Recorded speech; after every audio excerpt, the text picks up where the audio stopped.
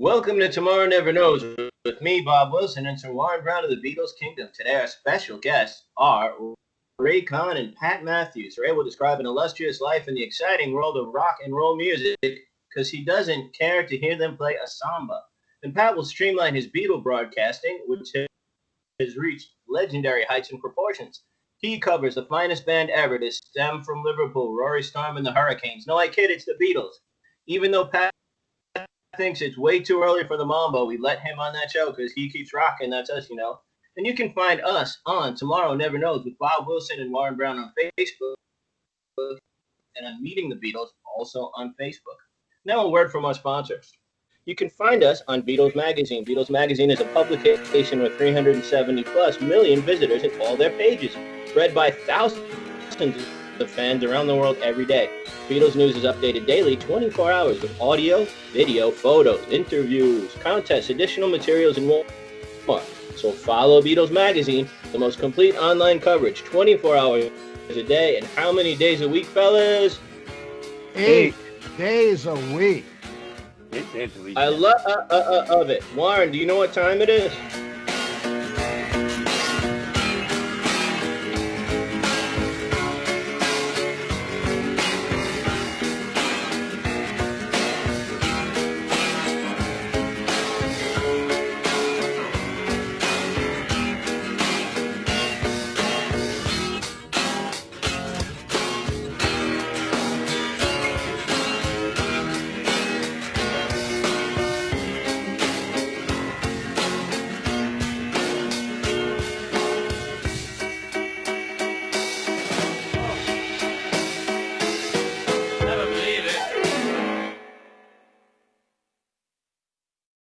Time for a special segment. Do you know what that segment is? I sure don't, Bob. You surprising us with something this time? It's time for the new segment, spontaneously phoning former Badfinger members on their cells. So I looked up the number and got it from a shady connection. Let's give a call over to Joe Tansin and see how he takes it. Boy.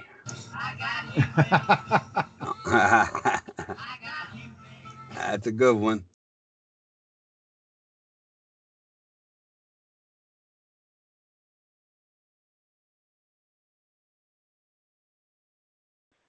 Hello, is this Joe Tansin of Badfinger? Hi, I was playing in a crap game and I won your phone number from another DJ. So we started a new spontaneous call of former members of Badfinger, and today you're the proud and lucky winning recipient. So do we have your permission to put your audio on our show? You sure do. I hope you didn't choose. Well, we're happy to have you on, and I hear you're cooking for 14 today. Yeah, 14. Chilean sea bass. Is that who's coming for dinner or what you're serving? Ha! That's what I'm serving. It sounds tasty. Can you send some of that stuff over for us? I don't think it's just say yes. You don't have to do it. All right. Well, I'm imagining eating, and I think it's great. You know, there's some people on here that know you. You want to say hello to them? We have Ray Conn and Pat Matthews of Beatlerama. Say hello, everybody. Hey, guys. Hello, Joe. Hello, Joe. Listen, you got room for 4 more people? Yeah, you have to bring your own wine, though. Oh, we can do that. I got the red. You can bring the white, Pat. I got the ripple. All right. It's fish. It's got to be white. All right. See? Sounds good to me, Joe. All right, Bob. Take a picture of it, and we'll put it into the broadcast. Now, with this cooking business, I understand you also have a little show that happens that's pretty exciting. Can you tell us a little bit about your show and where people can find it? Yeah. It'll probably premiere in the fall on YouTube. You can catch it there, and it's called My Backyard. As a matter of fact, we took advantage of this teen thing to dress the whole backyard. The place looks amazing. It looks like, like a 5-star tropical resort in Hawaii. We put a whole outdoor living room together full of beautiful teak furniture, Italian fountains, re-landscaped around the fountains. The swimming pool's beautiful. Tiki torches all over the place. And the whole place lights up at night. So we decided we were originally going to do a lot of traveling around Los Angeles. And since that was prohibited over the last 3 months, I said to my assistant, you know what? I'm going to shoot this whole goddamn thing in my own backyard. It's the name of the show anyway, and the place is cooler than, just about any restaurant. You'll get better food here. So the name of your show is Shoot the Whole Goddamn Thing in Your Backyard? Yeah, that's it. Oh, I'm sorry. What's the real name of it? My Backyard. All right. Badfinger Backyard. I'm into it. I'm digging it. Hey, Joe, listen, I'm fish with white wine. Joe, I'm pretty good with accents. I'm pretty good with accents, and I live in California, in Southern California. You're not from California. You from Chicago? Originally, yeah. You see? I got you from Scotland, and I got you from Chicago, so that's pretty good. Sounds like you guys have been taking a few nips earlier. More than a few. Yeah, I was a little nervous about this show, so I hope it's a good one, Joe. And I really appreciate you coming on. Well, you're welcome. It's nice to be here, and also it's nice to be able to plug the show. I appreciate that, and it's going to be fun. We're shooting episode 1 next week, and it's called Knives, and my son is a knife expert.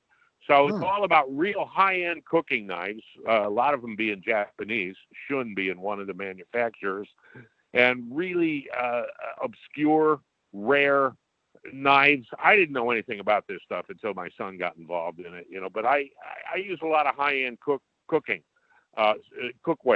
and great knives, and he brought me a whole collection of Shun knives, and they're like $1,000 for a collection of these, but you could shave with these things. They're that sharp. So I said, why don't we do a show on knives? People don't know anything about them. That's true. I don't know nothing about them, but they cut. So this is a cooking show. It's going to be up on YouTube, and you mentioned when it might be starting out, but an approximate date for that one, so we could go searching for it. Can you give us an ad when you're ready, and we'll put it up on? Yeah, I can do that, and we'll send you some promo clips and all that kind of stuff probably a couple of weeks or a month before the first show. My guess is first week of October or November. Okay, so at that time when you want it to go up, like a day or two before, call up and we'll tape a commercial, and you could do like a 5-minute spot and we'll air it. Some of Warren's have gotten up to like 10,000 views for some of his commercials because he's got all that great graphic art in there. So you call us up for being such a great sport. And then I'll let Warren do hours and hours of graphic video work to make you a good video out of the kindness of my heart. Fantastic. Thank you, Bob. As long as you send me some fish. Warren, did you have some questions you wanted to ask anybody? Yes, I do. Go ahead, Joe. Oh, I'm sorry. Go ahead. All right. This show is actually about Mr. Conn. How you doing, Ray? You sitting in the background there? I'm still here. I'm in my office. Can you tell us a little bit about yourself, where you're from, about your family? You're an international man of mystery, I will say anyway. And can you touch upon the time travel, which is a question we asked all of our guests, as you can tell. Can you touch a little bit upon that also? Okay. What I will do is I've got a newspaper clipping on the time travel, and I'll send that to you as well. But my first,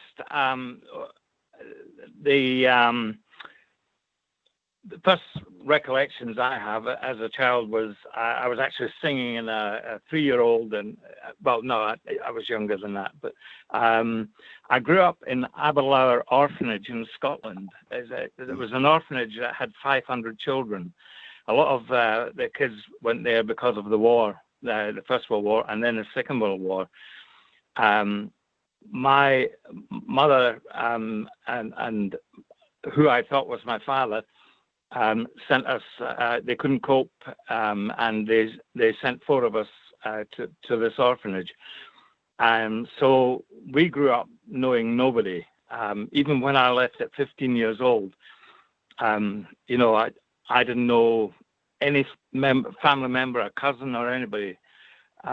So when you get to 15, they kind of let you go. You know, they give you a suitcase, a couple of pounds. Then they find your accommodation, and then you make your own way in life. Wow. After 11 months, I did a pre-apprenticeship bricklayer. And after 11 months, I had bumped into a guy who was in the orphanage, and he was in the Merchant Navy, what you call the Merchant Marine. Mm-hmm. He told me some great stories, so I decided secretly I would join up. And I was accepted, and I was on the training ship, the Dolphin, in Edinburgh, in Leith. And I passed all the exams there, which weren't that difficult. And 2 days before I was to ship out, a chief engineer, a professor from the engineering college in Edinburgh, was looking for 3 engine room boys to start an apprenticeship as engine room boys at the age of 15. This was the first time in the world it ever happened. So I put my hand up immediately. I didn't want to be a waiter, you know. Right. So I had to do another 6 weeks on this course, and eventually ended up sailing with Salvesen, the whaling company, and obviously going around the world many times. But getting to the time travel, I never knew who my father was. If we go back to 2019, I live here in DuPont, Washington State, with my wife, Debbie.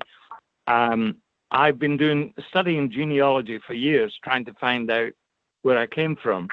And through ancestry and different things, I've found connections and people who I'm related to. One of them, actually, on the musical side, is Annie Tate, the writer. She's had 6 #1 hits. If You're Going Through Hell, Rodney Atkins. She's mainly country. Moment, Emerson Drive, Somebody, Reba McEntire, and 3 other #1 hits. So she's a cousin of mine. Also another cousin, was on TV on Tuesday, is C.C. Moore. She's the detective, you know, finding all the killers. Wow. The ones in Los Angeles? Yeah, she found that one, yeah. Wow. So I'm finding out all these people. Then I found out that Alexander Hamilton's my great uncle.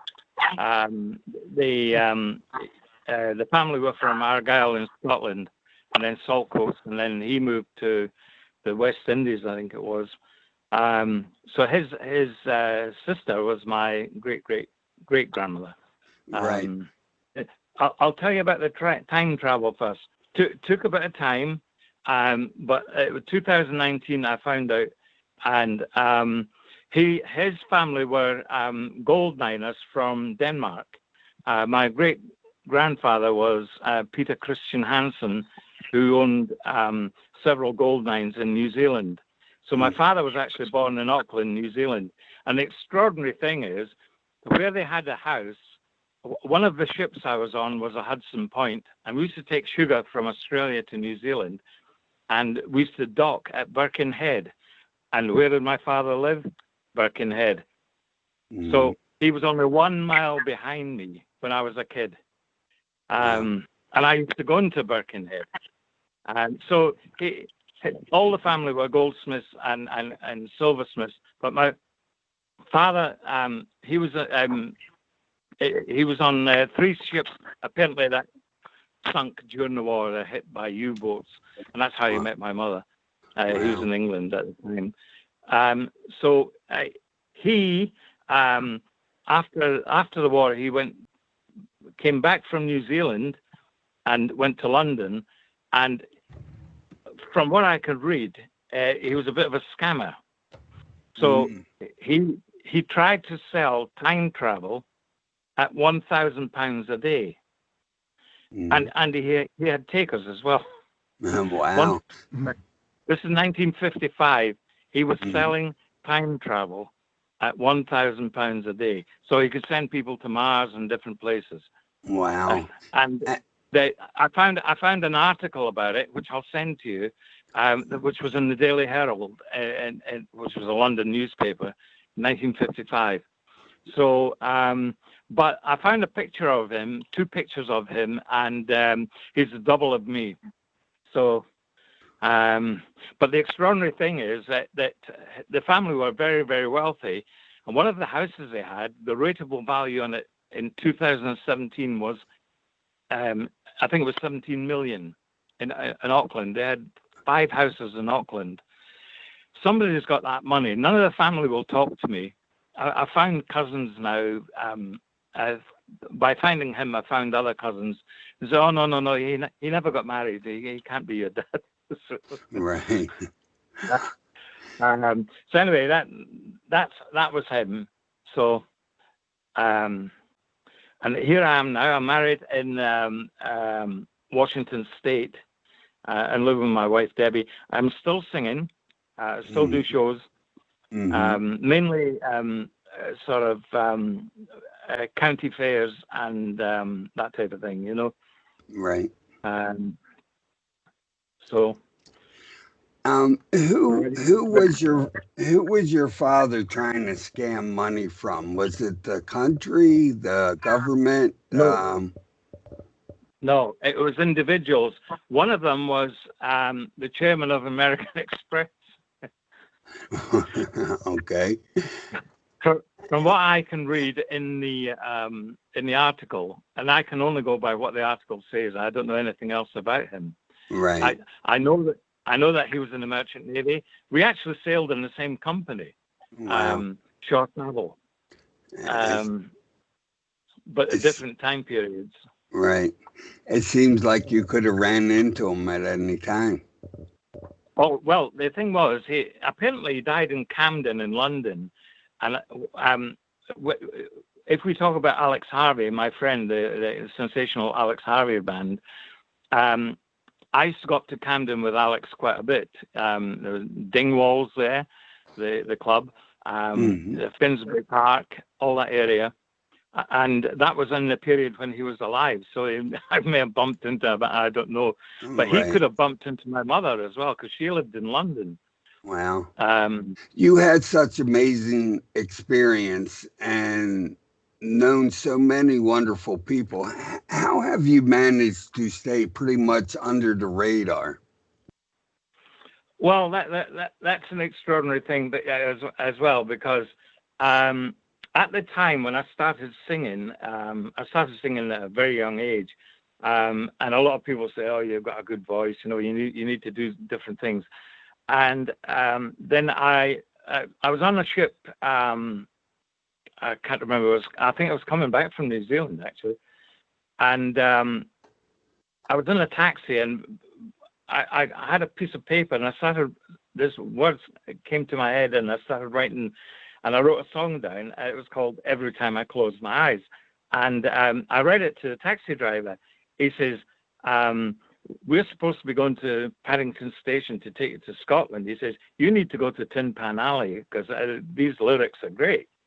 So I says, "Where's Tin Pan Alley? I've never heard of it." He says, "Well, that's where all the songwriters are." So I said, "Well, take me there. You know, I can catch a train anytime." So he took me there, and the first person I bumped into in the La Gioconda in Denmark Street in London was Alex Harvey. And so he had gone down to the Leicester Square because there was no toilets in the La Gioconda, and so I went. I had to go to the toilet as well, and this was a half an hour or so. I walked down there and waiting at the cubicles, and Alex came out. And I don't know if you recognize me or not from seeing me in the La Gioconda, but he said, "It's yours if you can handle the smell, pal." So that was the first time we actually spoke. And then He said, didn't I see you at the La Gioconda? I said, yeah. He said, I'll wait for you. So he walked me back, and then we became lifelong friends right until he died, you know. And I actually wrote his last single, which was The Poet and I with Frank Mills, you know, the music box dancer. Mm-hmm. I wrote Music Box Dancer. Yes, sir. I was the leading player, or what people call themselves stars, but I'm not a star. I was the leading player in a film made in Canada called Music Box Dancer, 1981. And that was a tune, the Music Box Dancer was a tune which I picked. Right. And and it made Frank Mills a multimillionaire.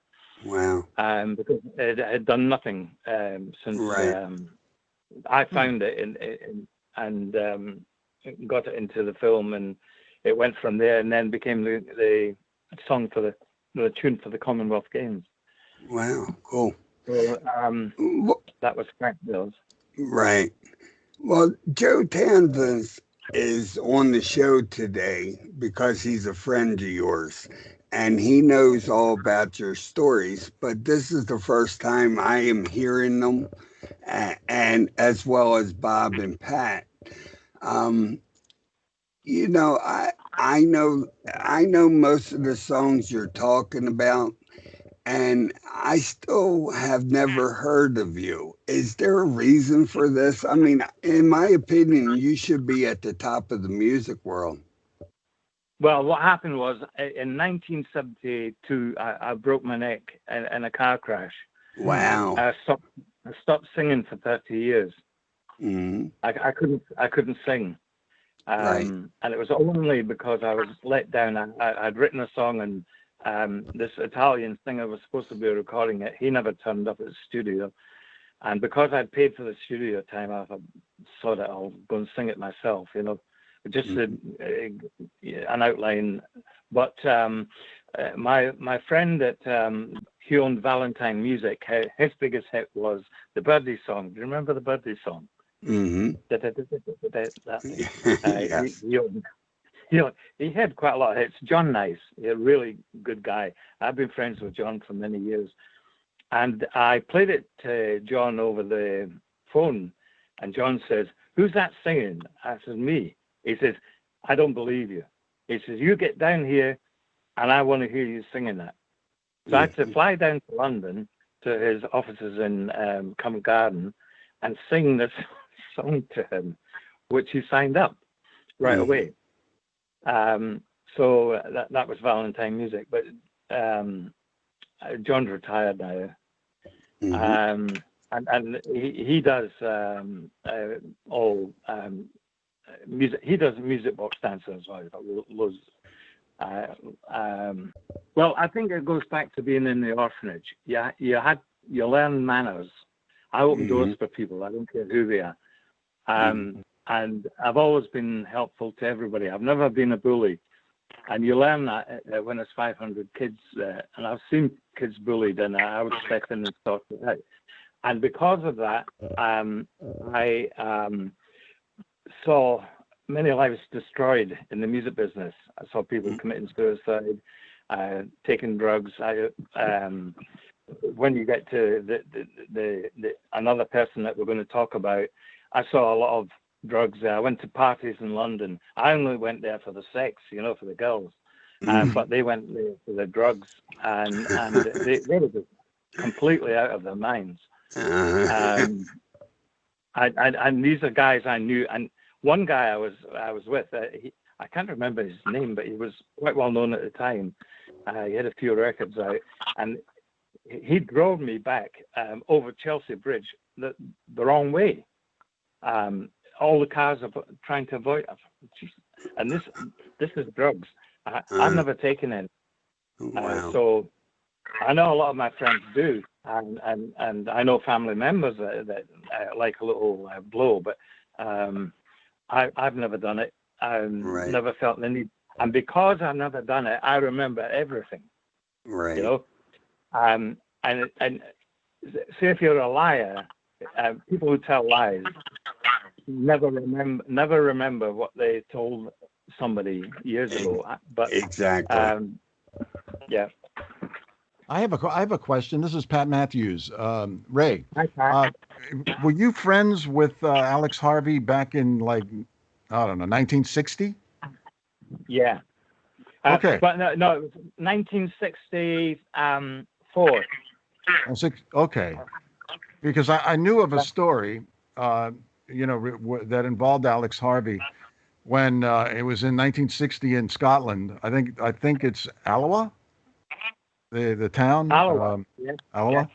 Yeah, he and a big beat band. They opened for Johnny Gentle and his group. And no,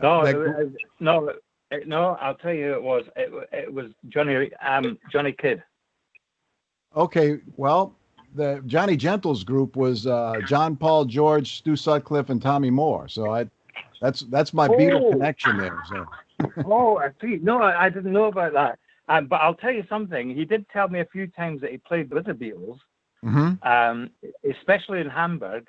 And another thing you might not know, and Alex, I've had lots of in-depth conversations with Alex when he was, he was all there. And he had a fight with John Lennon in Hamburg. Who didn't? A fist fight. Yeah, but I didn't know that. But he did. He had a fist fight with John Lennon. He hated him. Wow. And it was only before Alex died, and then I got friendly with the McCartneys. He started telling me these stories, about Hamburg and the early days. Yeah, Alex went way too soon. He was like, what, in his 40s or something, right? Wasn't he dying? 46. Yeah, and Alex, we had some great times, I can tell you. But Alex phoned me one day, and I was in my office in Park Street in Mayfair, which is now Richard Branson's office, believe it or not. It was my office at one time. And I says, I'm having a drink with a pal here. He says, who is it? I says, George Best. He says, are you effing kidding me? Have you heard of George Best, the footballer? No, I haven't. Oh, look him up. He was a top football player in the world, like Pelé, And then he became an alcoholic. So George and I were quite pally, and he used to come to my office every Wednesday afternoon after the gym and get plastered. And Alex didn't believe it. So he says, is he there now? I said, yeah, I'm coming down. He wanted to meet George Best. So he came down, and they became friends. Oh, wow. So, but George Best he was huge. Manchester United he played for. Well, you know how the real football is just catching on here in the United States. I think that has something to do with it. Yes, it does. You call it soccer, don't you? Yeah, well, I said football just for your benefit. You're right. All right. Good deal. Good question, Pat. Good answer, Ray. I'm going to ask one more question, and then I'm going to hand it off to the bulldog and let him bark at everybody. Can you tell me a little bit about Genesis, Phil Collins, what story you might have of his? I'm a big Genesis fan, and I like to hear a story if you have one. Well, the only thing about Genesis, two little snippets, that's all. I used to know the manager, Tony Stratton-Smith. I used to see him quite often in Denmark Street, and he was a really polite, nice person. Very much like Les Reed, there's a kind of hush to the right, Les Reed and Barry Mason. I used to bump into them quite often, and until Les died last year, we remained friends and talk quite often on Facebook. So on Genesis, I knew Tony. I must have bumped into the band now and again, but I became friends with Paul Young. And And Paul Young, he had a band called Sad Cafe. But he was with Mike Rutherford, and they did The Living Years. In the Living Years. Yeah. That band, yeah. Mm-hmm. I forget what they're called. So that's as much as I got to know Genesis. But Moody Blues, I haven't mentioned the Moody Blues, have I? No, you haven't. No. My friend Rod Clark, he was a bass player with the Moody Blues. You have to search to find him because he was only there for about 6 months, but he was a band member of the Moody Blues, and you can see on YouTube that him and I became great friends. And he recorded twice with me on my records, you know. Mm-hmm. So we toured all over the place with the Ivy League. If you've heard of the Ivy League, Tossing and Turning, Where Love Can Be, Right. That's it. They're a bit like the Beach Boys, you know. Mm-hmm. So we did tours with them. We play the Ivy League on Beatles-orama, by the way. I just wanted to point that out. Good deal. Yeah, as a British Invasion group, yes. Yeah, that's right. Yeah, they had massive hits. In fact, I'm in touch every day almost with John Carter, the writer. You know, he wrote, you know, Love Grows Where My Rosemary Goes. You know, and Edison Lighthouse. Because I'm a very good friend of Tony Burrows. Edison Lighthouse. Yeah, and Flower Pot Men, White Plains. Tony was with quite a few groups, but basically he'd just do a session, you know, they'd say, here's a song, sing it. And it was so good, they couldn't find another singer as good as him to record it. So they put it out under different names. In fact, Tony got sacked by the BBC. They refused to play any more of his records because he appeared 3 nights in one show, and number 1, number 3, number 10. And they said, we've seen that guy before. You know? Yeah. So we're still kind of keep in touch, you know. Joe, you got anything to chime in with? No. Do you know where I can get a 10 by 12 gazebo? I just happen to have one that I listed on Craigslist, and I'm willing to make, you know, a little deal. 2,000 just for you, Joe. It's got to be 10 by 12 that to go over my outdoor living room. No, I don't. It's exactly 10 by 12. That's exactly the size that I have. But anyway, I'm going to hand it off to the Bulldog, and Joe and everybody, you can chime in whenever you would like, and it's all yours, Bulldog.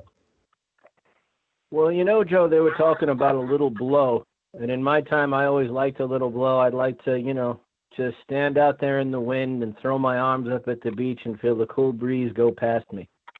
But that's as exciting as it gets for me. But that was a bad joke. We'll leave it in, though, at my expense. I deserve for everyone. Boo. But the next time that, you know, when that show's ready, instead of just doing a commercial, can we do a full episode and have you on and plug the show? And tell us some, you know, some cool Badfinger stories you didn't get to tell us the last time when you appeared. Yeah, say that and again. I'll send the gazebo over. Yeah, you give me a free gazebo, I'll pretty much do whatever you want me to do. It's a deal. Yeah. And that's 2 of us. But I was wondering because, you know, you're a music guy, you're the big shot musician, this and that. Do you have some questions? It'd probably be much better than what I could come up with. And I'll sit back and listen to you two chat. Yeah, everybody, you know, a lot of my friends who are really interesting people, the few that I know that are really good storytellers, like tonight, I've got a guy coming over for dinner. His name is Colin Dangard. Colin worked for Rupert Murdoch for 7-8 years. He came over on a boat that had holes in it. From Australia, and they wrote about this journey that had across the Atlantic Ocean, and the boat was all falling apart, and you know, he he was just, nothing frightens him. He's like a total crocodile Dundee kind of guy. And he came over with 2 or 3 other Australians who were scared to death when this boat was in the middle of the ocean. But Colin has stories. And he tells the story about how he gets off the boat in Florida, and the entire Florida press is there to greet him because there's this crazy, nutty Australian guy coming across the ocean in this shitty old boat going through hurricanes, and he managed to make it. He got off the boat. He became friends with Rupert Murdoch because Rupert heard the story, ran the story, liked Colin so much he hired him as a photojournalist, and he went on to become friends with Frank Sinatra, Muhammad Ali. I go over to his house and he played me tapes of him interviewing third world dictators like baby Doc Duvalier, pictures of him and Muhammad Ali and Frank Sinatra and Papa Doc has been on Tomorrow Never Knows. He's a big Beatles fan. He's just a really interesting guy, So I remember the stories and the best stories after a few, after the bottle of scotch comes out and we've all sat around and had 2 or 3. I said, Colin, tell the story about this or about that. Well, Ray told a really good one about him and Jimi Hendrix. I thought it was a good story. And I've heard some really good stories in my day. So, that being said, if Ray wants to share that with you, I think you'll find it entertaining. If he doesn't, get the Australian. I can tell you that, but I just wrote down here because you forgot to mention Elton John, but I can deal with that after. As you like it, as Shakespeare said. Oh, Elton John. Yeah. I'm not going to say anything about that, but yeah, if you want to tell that I'm sure they'd enjoy that too. Yeah, the Elton John one, yeah. But Jimi Hendrix, right? Noel Redding, the bass player of the Hendrix Experience, was a very good friend, and he used to be in a band called The Loving Kind, and I used to see him quite often. They played in a place called Knuckles in Soho. And I used to go down quite often and see Noel's band. And then one day he said to me, well, that's our last gig. So I said, what's happening? He says, I'm leaving the band. And they were very good. So I said, why? He says, well, I met this guy. He's from Seattle. And he wants me to join his band. But instead of playing rhythm guitar, I've got to play bass. So we're meeting tomorrow morning at La Gioconda. So he says, if you want to come along, I'll see you there. So I turned up, and on the table there was Mitch Mitchell, the drummer, Noel Redding, and this guy from Seattle. I didn't know who he was, and Chas Chandler of the Animals. And so because we ordered breakfast, like it was spam, egg, and chips, and a cup of tea, which was the stable diet there. And so Jimmy was drawing on this was Jimi Hendrix. He was drawing on a piece of cardboard, and he had one of these pens that had 3 different colors, green, red, and black, I think it was.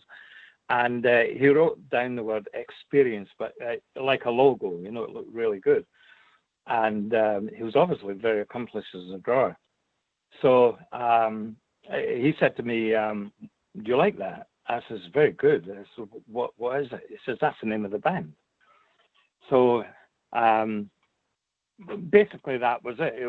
We talked a bit, and then Chaz came over and said, right, boys, we need to get some, they had to go to a room somewhere. But over the next few months, when Noel was playing with Jimmy, he would say, I'm going over to Jimmy's house. Do you want to come with me? So several times I went over there. There was parties there, and because of lots of drugs, and all I did was drink the beer. Met a few girls from Canada, New Zealand, and different places, and it was just a bonkathon, really. But that was, I never saw him play to an audience. all I saw him play was in his house, on the balcony. He would play with his teeth or put the guitar behind his back and different things. So that's as much as I ever got to know Jimi. I never saw him again. But no, when I went to Mike McCartney's wedding, 1981,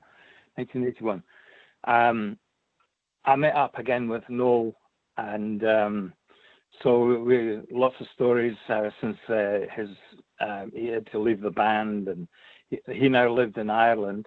So I told him I was going over to Ireland for a month, the next month, and so we met up in Clonakilty, where he lived, and he was playing in a pub. He had a band down there, but the drummer didn't turn up, so he asked me if I would do the drums. I've never drummed in my life. So he said, "Oh, just you can sing, so just keep the beat." So that's what I did all night. And that's the last time I ever saw him. Then I found out on Facebook actually that he died. But I've got a great picture I took of him. Lovely guy. So he died 17 years ago this month. In fact. Did he? Yeah. Yeah, so I've got a great picture of him. He's dressed up in his Irish greens,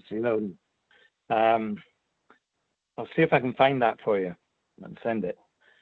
Then the other story you asked me about, Elton John. Incidentally, I did a radio show in Hawaii last year. I was on for an hour on that. And I kept asking the DJ, I says, don't ask you to talk about Elton John. I said, oh, okay, we won't. I was trying to get them to ask me. So I did. When I was in the Merchant Navy, I was, I was pretty tough because a lot of sailors like to fight. And so I never lost a fight. So I did pretty well. So when I was in the music business, a friend of mine who was with the Rockenberries, I think it was a Rockenberries band, he invited me to the Ship Inn in Wardour Street. Now, I'd never been there before. As I walked in, he's sitting next to, what's his name? Roger Daltrey, The Who. And there was other famous names you could see from well-known bands. And we were all sitting together. And so we sat down together. And then somebody suggested writing a song, and each one of us write a verse. So a good idea. So I wrote a verse, and Roger wrote a verse, and Johnny Gustafson wrote a verse. Dave Banks wrote a verse. God knows where that song is now. But anyway, while that's going on, my young brother, who's 14 years old, David, who became quite well known as a musician, he was 14 years old, and he came over to our table, and he was crying. And I said, "What's wrong with you?" He says, "Specky bastard over there just touched my bum." I said, "Really?" So I went over to where the Specky bastard was. He was at the end of the pub, standing next to the mantelpiece with two other guys. Well, one of the guys he was with, I knew quite well. It was Long John Baldry.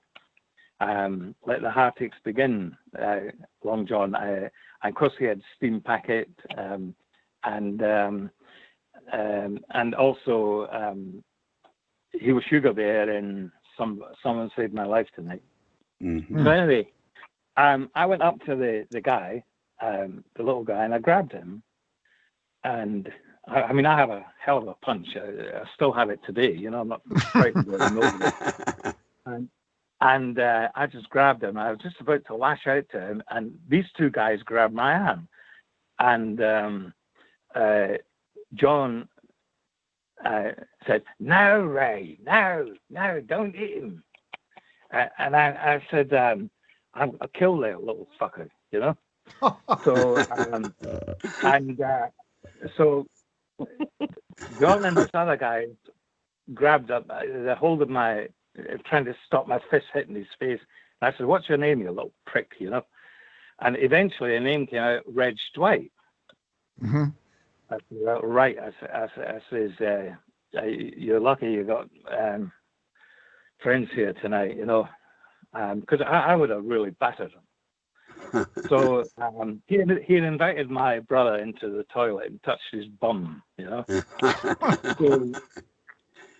Ray, you know what's interesting about this story is that in 1971, I was working for an underground radio station, Mother Radio in New Orleans, Louisiana, and I had John Baldry in the studio. He was playing a concert at a place called the Warehouse in New Orleans, and he was going on and on about this guy Elton John at the time.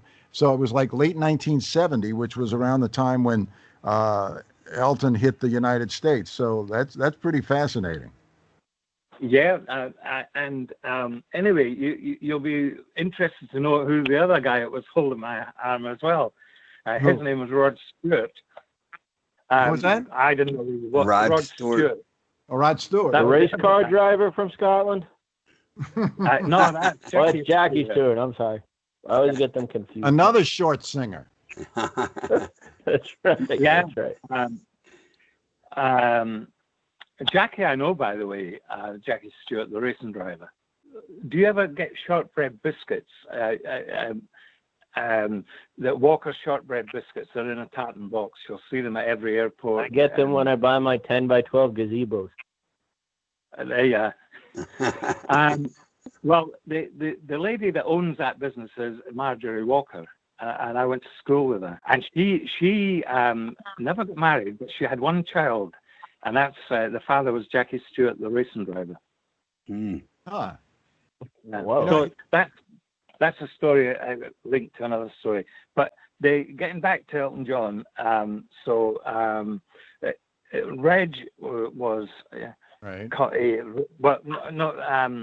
John Baldry. When we discovered what Reg was up to, he said, "You fucking idiot," and so there's lots of things, a lot of swearing going on, and people paying attention to what was going on. But in the end, I didn't hit him, but I grabbed him. I had him by the throat, and I had his neck right against there's a marble mantelpiece there. His neck was crushed in on that, and if I'd have hit him, he'd have gone down pretty quick. Wow. But now the interesting part of that story is it's the Beatles from the beginning to the end. It's their solo careers.